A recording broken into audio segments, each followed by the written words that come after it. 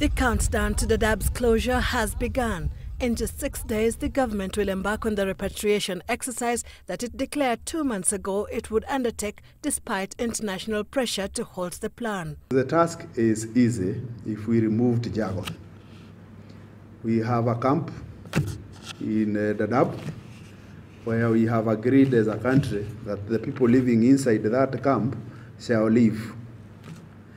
So it means moving people from that camp to their country called Somalia.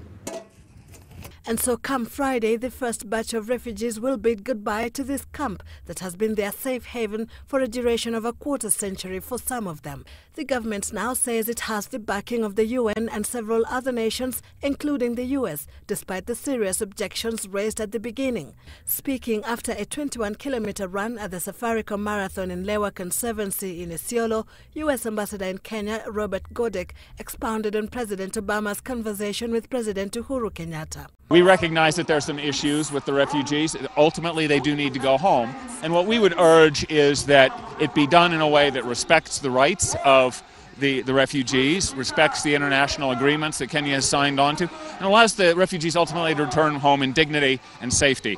And, we welcome the statements by President Kenyatta to that effect, that he will respect international convention. Although a number of refugees say they are not ready to return home just yet, and the International Convention on Refugees forbids forcible repatriation, Interior Principal Secretary Engineer Karanja Kibicho says Kenya will be cautious not to break the law. You are looking at our international obligations.